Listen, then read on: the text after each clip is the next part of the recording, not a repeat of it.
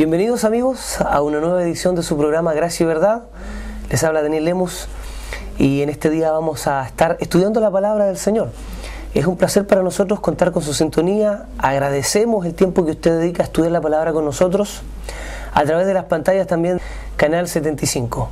El día de hoy yo quisiera invitarlo a estudiar la Biblia en el libro de Juan. El libro de Juan es un libro que tiene ciertas particularidades dentro de la Sagrada Escritura. Entre ellas, por ejemplo, el libro de Juan nos habla de la divinidad de Jesús. Y el libro de Juan presenta a nuestro Señor Jesucristo como el Dios hombre, 100% Dios, 100% hombre. Esto es muy interesante porque ¿cómo un Dios podría entender las miserias de la humanidad? ¿Cómo un Dios puede entender el hambre, el frío, las necesidades? ¿Cómo podría Él comprenderlo si es Dios? Sin embargo, al iniciar el libro de Juan, nos damos cuenta que comienza con esa frase maravillosa, que en el principio era el Verbo con Dios, que el Verbo era Dios y que estaba con Dios. Eso quiere decir que nuestro Señor Jesucristo, antes de que todo esto fuese constituido, antes de que todo esto fuese hecho, Él ya existía en la eternidad y se hizo hombre. Y para eso la Biblia utiliza una frase que a usted pudiera parecerle un poco extraña en casa. Utiliza la frase, ¿cierto?, que Dios hizo carne. Eso quiere decir lisa y llanamente que Dios hizo hombre. De eso queremos hablar el día de hoy. Queremos hablar del Dios hombre, de aquel que conoce de traiciones, de aquel que conoce de tristezas, de aquel que dijo que no tenía dónde recostar la cabeza, de aquel que dijo que no tenía dinero ni para comprar una cama, tenía que dormir a veces en los desiertos. Entonces estamos hablando del Dios que conoció las miserias del hombre. Así que lo vamos a invitar en este viaje maravilloso a través del libro de Juan, en lo que va a ser esta nueva edición de Gracia y Verdad. Yo quisiera comenzar contándole algunas generalidades acerca del libro de Juan, el Evangelio de Juan, que lo tengo aquí al frente de mis ojos. El libro de Juan es un libro que habla de fe, habla de creer. De hecho, la palabra creer o fe se repite 98 veces en este libro. Juan le asigna una importancia capital al creer. Por eso es que la Biblia señala en el libro de Juan que todo aquel que crea en Dios será salvo. Todo aquel que crea en Cristo será salvo. Se repite 98 veces, es muy importante. Habla mucho de la fe, de tener fe en Dios. También el libro de Juan nos habla de señales. Una señal no es otra cosa que un milagro con un mensaje. Y hay varios milagros. Por ejemplo, en el libro de Juan está la boda de Caná, cuando nuestro Señor convirtió el agua en vino. Está el milagro del ciego, cuando Jesús le dio vista al ciego. Cuando con lodo, ¿cierto?, untó sus ojos y Jesús fue sanado. El ciego fue sanado. Entonces hay milagros que contienen mensajes. Y a eso el libro de Juan le llama señales. Ahora bien, nosotros queremos comenzar leyendo la Biblia y me gustaría que usted por favor se sitúe allá en casa con su Biblia abierta en el libro de Juan, en el capítulo 1. Yo lo tengo aquí al frente y me gustaría que usted también pudiese en casa estar revisando este texto de Juan capítulo 1. Y vamos a leer este texto. Vamos a leer los primeros 4 capítulos. Así que vamos a leer en el nombre de Dios, que es Padre, que es Hijo y que es Espíritu Santo. Dice así la Biblia. En el principio era el Verbo, y el Verbo era con Dios, y el Verbo era Dios. Este era en el principio con Dios. Todas las cosas por Él fueron hechas, y sin Él nada de lo que ha sido hecho fue hecho. En Él estaba la vida, y la vida era la luz de los hombres. Hasta ahí vamos a leer, ese es el verso número 4. Yo quisiera hoy día estudiar estos 3 puntos. Primero, estudiar la preexistencia de Jesús, es decir, que nuestro Señor existía antes de que todo esto fuese creado. Y hay varias teorías acerca de cómo fue creado todo esto, ¿cierto? Hay teorías científicas que hablan acerca de la creación del universo, mas la Biblia señala claramente que Dios, de hecho, se nos viene a la mente, por ejemplo, Génesis 1, cuando dice que en el principio creó Dios los cielos y la tierra. La Biblia no se pone a discutir si Dios existe o no existe. Los seres humanos sí podemos darnos ese trabajo de discutir o no discutir la existencia de Dios, pero la Biblia da por sentado la existencia de Dios.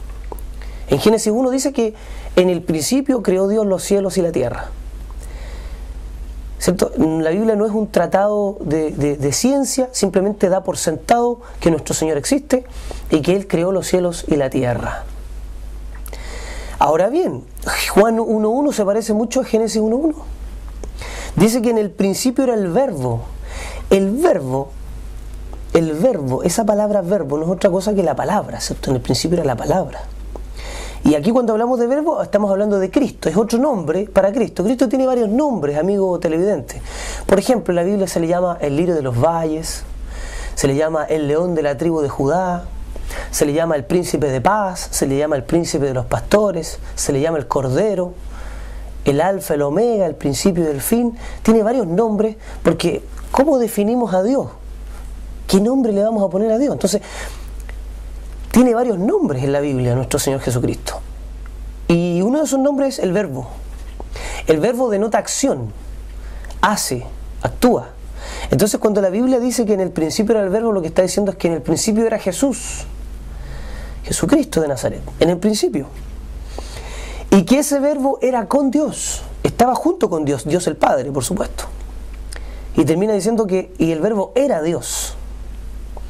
Entonces, la Biblia nos está diciendo en Juan 1.1 que Jesús es Dios. La Biblia nos está diciendo que Jesucristo existía antes que todas las cosas. La Biblia nos está diciendo que Jesús es Dios. Ahora, usted puede tener muchas opiniones de Jesús, y las hay, por supuesto. Ha corrido mucha tinta describiendo quién es Jesús. Algunos dicen, ¿cierto?, tener ideas acerca de Cristo, ideas personales, ideas filosóficas. Hay quien piensa que Jesús fue un revolucionario, hay quien dice que Jesús fue un reformador religioso, hay quien piensa que Jesús fue un simple hombre, hay quien piensa que Jesús es un maestro iluminado. Bueno, la palabra de Dios hoy día nos dice que Jesús es Dios. En el principio dice, era el verbo era con Dios y el verbo era Dios.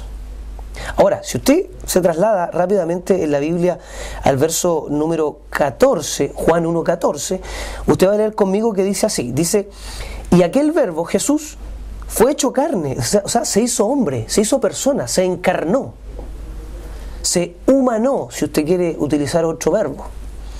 Aquel verbo, Jesús, se hizo carne, se hizo hombre, se hizo como usted y como yo, y habitó entre nosotros. O sea, la Biblia me está diciendo que Dios envió a su Hijo se hizo carne, habitó entre nosotros, caminó entre nosotros. Esa palabra habitó significa que puso su carpa, puso su morada, o sea que se vino a vivir con nosotros, se mudó del cielo a la tierra, vino aquí, estuvo con nosotros. Y hay registros históricos de nuestro Señor caminando en Judea, caminando en las polvorientas calles de Jerusalén. Nuestro Señor caminó entre nosotros y habitó. Y fíjese que dice más, dice que vimos su gloria, gloria como del unigénito del Padre. Déjeme colocar este texto en buen chileno, amigo televidente. Lo que la Biblia dice aquí, vimos su gloria, gloria como el único Hijo de Dios. Eso es la palabra unigénito, como el único Hijo. O sea que Dios no tiene muchos hijos. Su Hijo es Jesucristo, nuestro Señor. Entonces dice la Escritura que vimos su gloria, gloria como del unigénito. Unigénito significa el único Hijo de Dios, Jesucristo.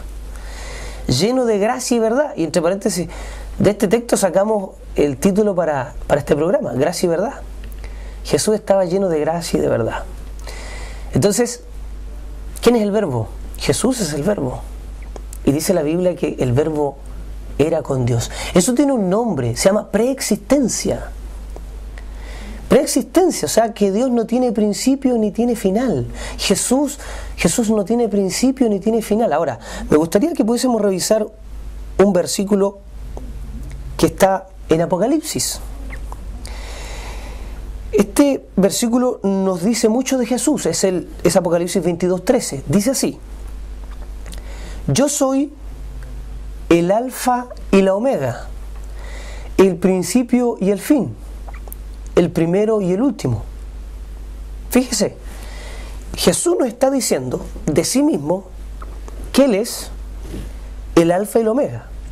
¿Qué es el alfa y qué es la omega? Bueno, el alfa y la omega son las primeras y últimas letras del alfabeto griego.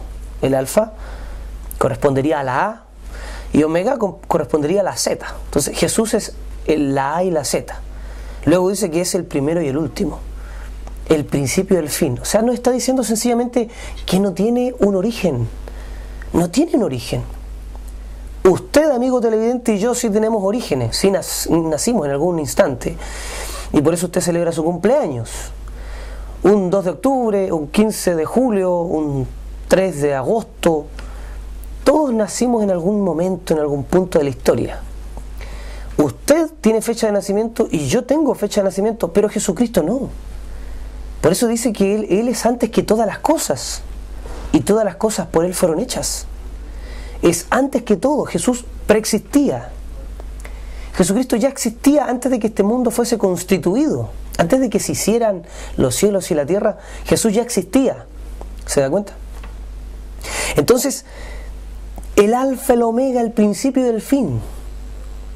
Jesús vino a la tierra desde la eternidad y se hizo hombre. Y por favor, meditemos en eso. Jesús caminó entre nosotros. Conoce nuestras debilidades. Conoce nuestra manera de ser. Conoce nuestro carácter. Hay una escena conmovedora en la Biblia. Jesucristo se enteró de que había muerto su amigo Lázaro. Se demoró deliberadamente y llegó donde estaba Lázaro. Y dice la Escritura que fue tan conmovedor para Jesús ver a las hermanas de Lázaro, Marta y María, llorando, y a los judíos, que eran sus enemigos, llorando también. Todos estaban llorando por Lázaro.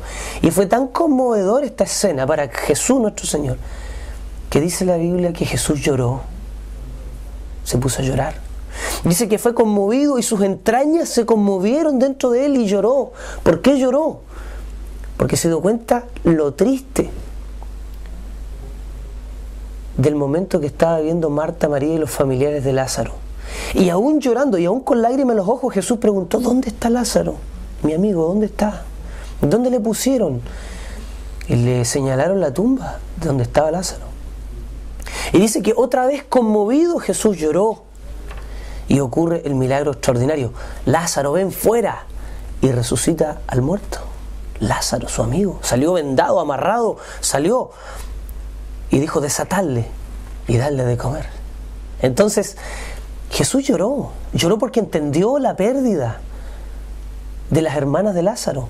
Jesús lo entiende, amigo televidente. Jesús entiende sus miserias, sus tristezas. A lo mejor usted dice en casa: hermano Daniel, yo fui traicionado y me dolió. Fui traicionado por mi pareja, fui traicionado por mi esposo, fui traicionado por mi esposa. Pero déjeme decirle que Jesús también entiende eso.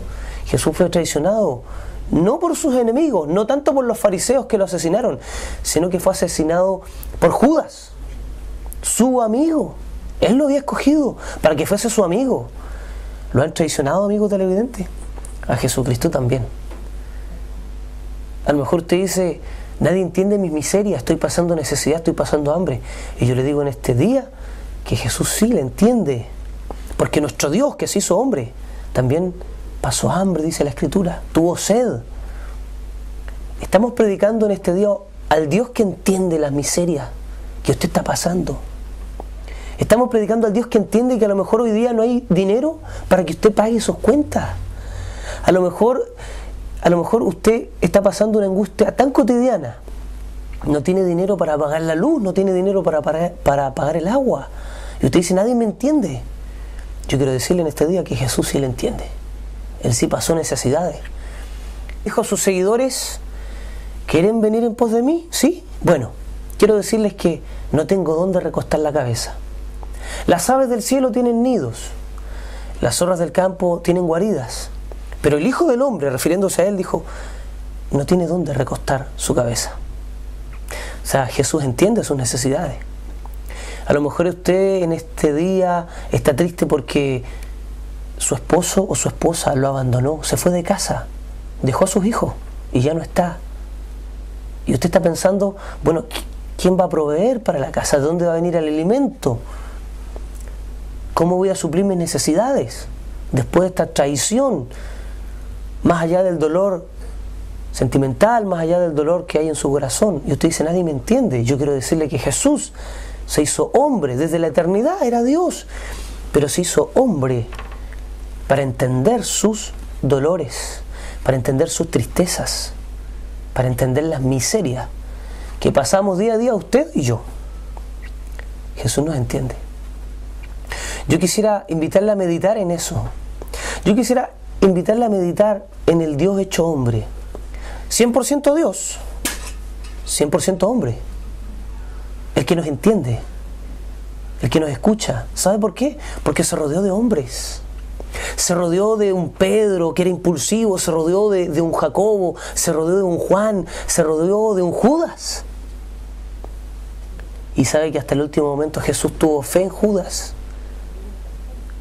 Porque cuando estaba en Getsemaní a punto de ser entregado, Jesús le dijo, Judas, ¿qué quieres, Judas? Le dio la oportunidad de arrepentirse. Cuando Jesús le dice a Judas, Judas, ¿qué quiere? Lo que le estaba diciendo era, Judas, te estoy dando la oportunidad de que te arrepientas antes de que me vendas por 30 monedas de plata. Pero finalmente, no es que Judas haya vendido a Jesús, es que Judas se vendió a sí mismo por 30 monedas de plata. Amén. Le invito a una breve pausa musical y luego vamos a seguir reflexionando en Juan capítulo 1. Estamos estudiando Juan capítulo 1. Vamos a esta breve pausa musical, vamos a escuchar una alabanza de Roberto Orellana, hermosa. Quédese en sintonía, vamos a la pausa musical y regresamos enseguida a Gracia y Verdad a través de...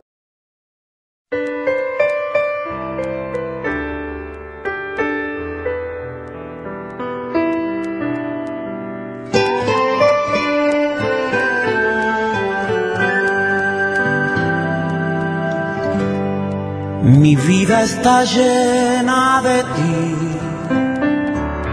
mi vida está llena de ti, mi vida está llena de ti, yo sé que estás en mí. Mi vida está llena de ti, mi vida está llena de ti, mi vida está llena de ti, yo sé que estás en mí.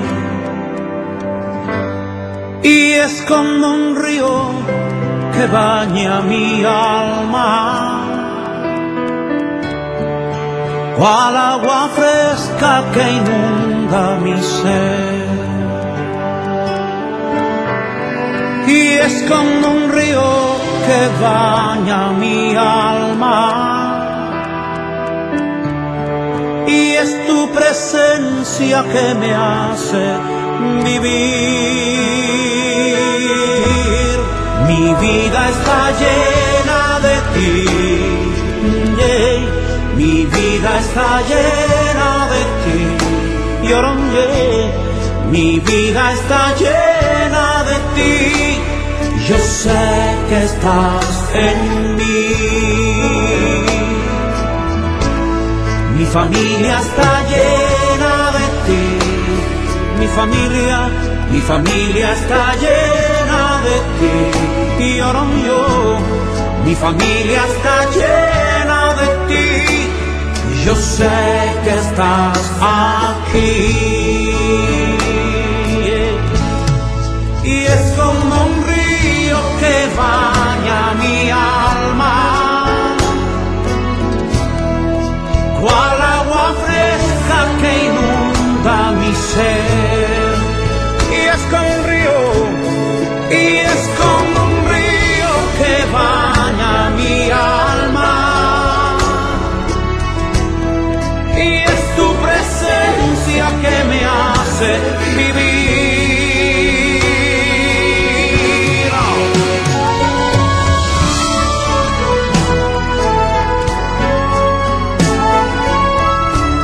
declaro con mi boca, como dice tu palabra, Señor, no te dejaré y no te desampararé.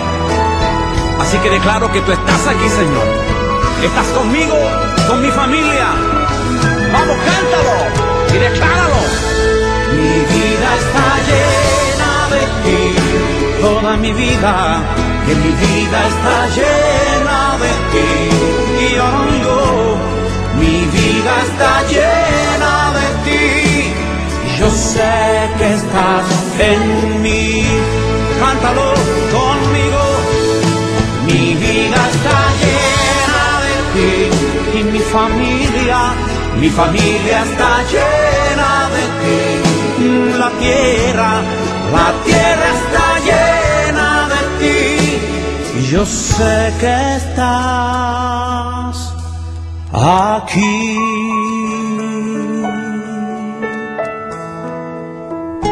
Y aún en el desierto, Señor, tú estás.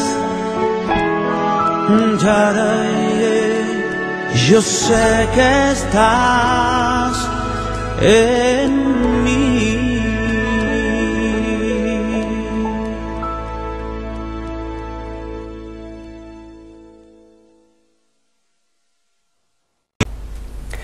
Estamos ya de vuelta luego de esa pausa musical y seguimos estudiando Juan capítulo 1. Para aquellos que se integran a la sintonía de Canal 75, estamos estudiando en Gracia y Verdad el Evangelio según San Juan en el capítulo 1. Jesús, nuestro Señor, que es Dios y que es hombre también. Y decíamos recién que Él puede entender las situaciones cotidianas que usted está pasando. Él puede entender el frío, el hambre, la soledad. Jesús pasó gran parte de su ministerio solo, pese a que estaba rodeado de gente, solo. Y es más, fue abandonado por sus discípulos en el momento en que lo capturaron, lo dice la Biblia. Entonces, Él entiende de soledad. Pero estamos hoy hablando de su divinidad, de cómo un Dios que preexistía, que existía antes de que todo esto fuese creado. Yo veo aquí, en este canal, vemos cámaras, vemos computadores, vemos mesas, pero nada de esto existía. En el principio era Dios, solamente existía Dios. La fuente de toda vida es Dios, y Él creó todo con el poder de la palabra. En el principio creó Dios los cielos y la tierra. ¿Por qué sabemos que Jesús es Dios? Bueno, también sabemos que Jesús es Dios porque Él creó, el poder creativo. Vamos a revisar ese versículo. Si usted se sitúa en su Biblia, por favor, ahí en Juan, en el capítulo 1, verso 2, dice que este era en el principio con Dios, refiriéndose a Jesucristo, que estaba con Dios el Padre, y todas las cosas por Él fueron hechas.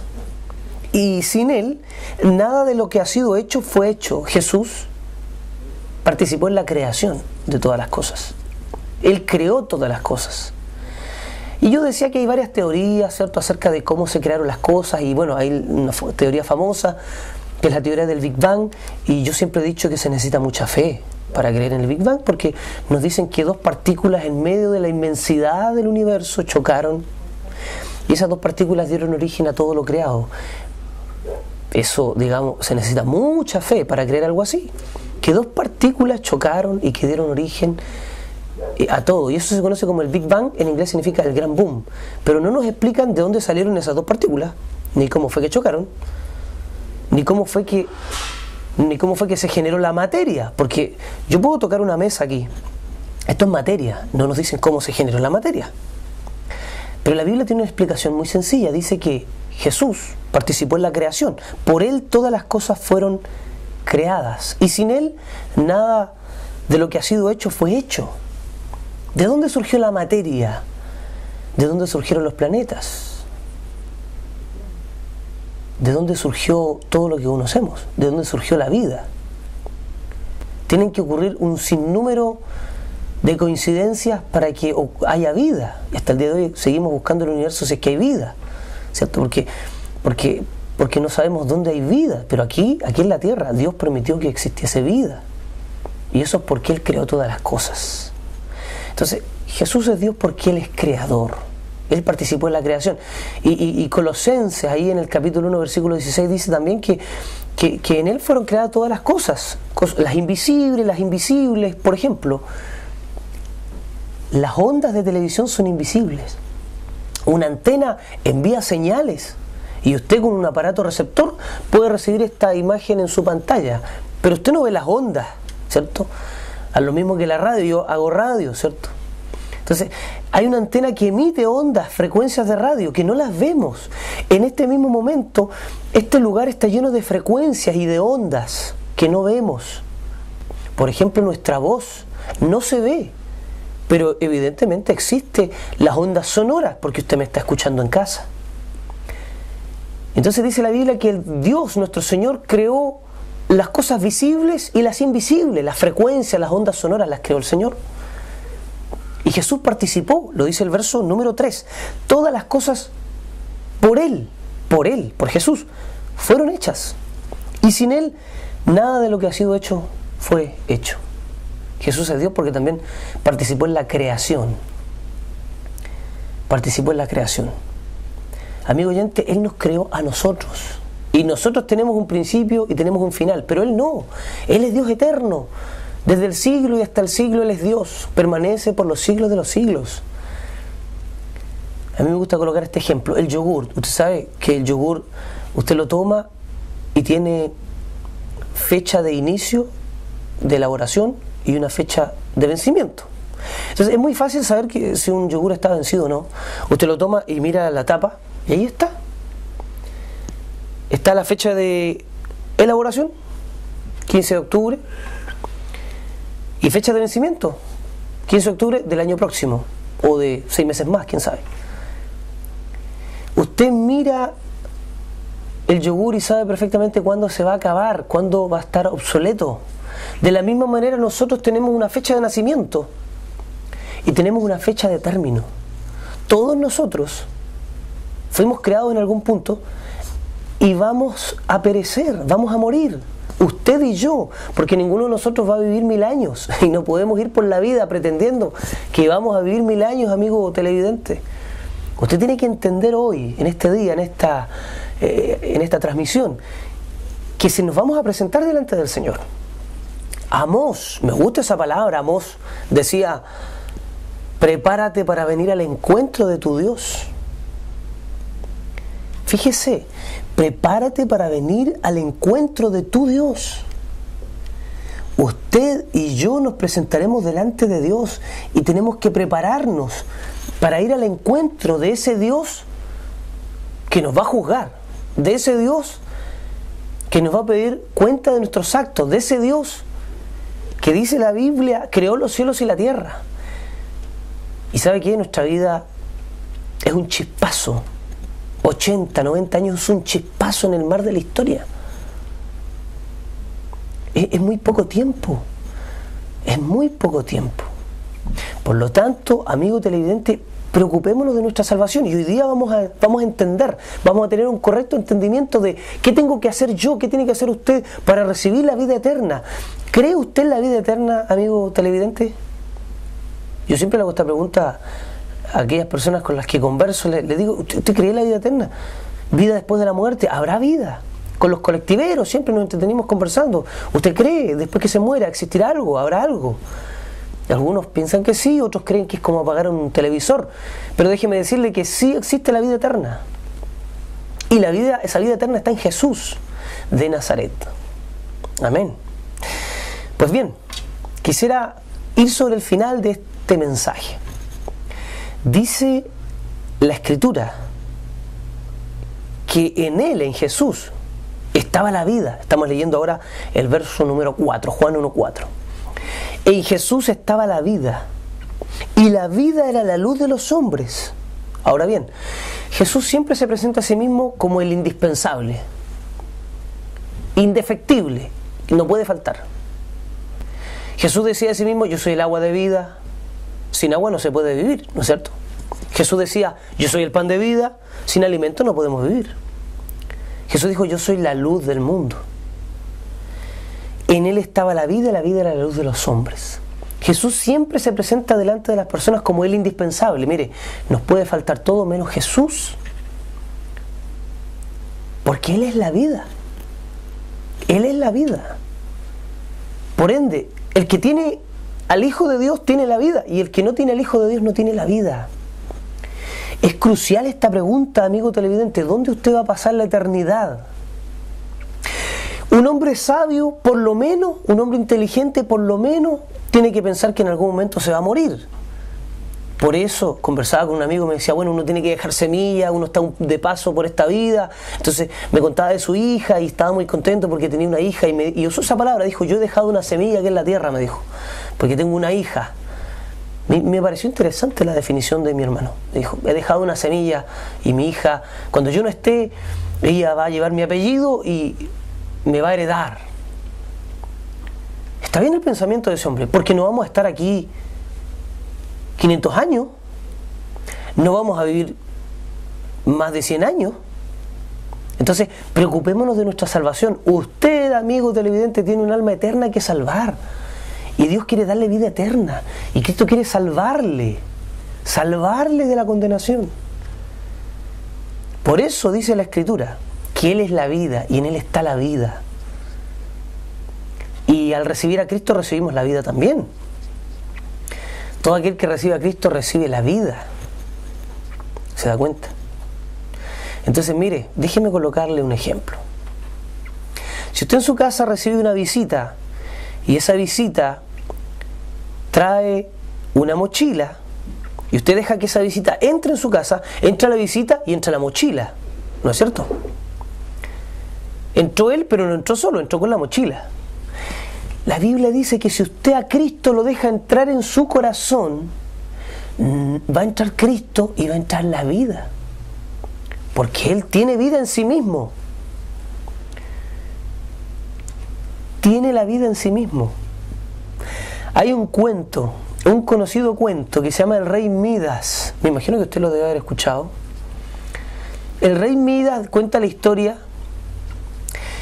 que pidió un deseo. Todo aquello que él tocara se iba a convertir en oro, porque era un rey muy ambicioso. Entonces este rey, todo lo que toca se convierte en oro. Ese es el Rey Midas. Cuenta la historia que un día llegó su hija a abrazarlo. Él estaba muy contento por este don, ¿cierto?, que tocaba algo y se convertía en oro. Pero de pronto aparece su hija y lo viene a abrazar, y él abraza a su hija y la convierte en oro. Y se arrepiente profundamente de haber pedido ese deseo de que todo lo que él tocara se convirtiera en oro. Es una historia ficticia, por supuesto, el Rey Midas. Nunca existió. Ahora bien, Jesús sí existió. Y todo lo que Cristo toca tiene vida. Lo que Él toque tiene vida. Si Dios toca tu vida, tu ser, tu espíritu, tu alma, tu corazón, Jesús lo toca y le da vida eterna. Tienes que recibir a Cristo en el corazón, lo dice la Biblia. Me gustaría citar ese versículo. Juan, capítulo 1, verso 12. Dice así la Sagrada Escritura. Vamos a leer. Dice la Biblia que Jesús hizo el mundo,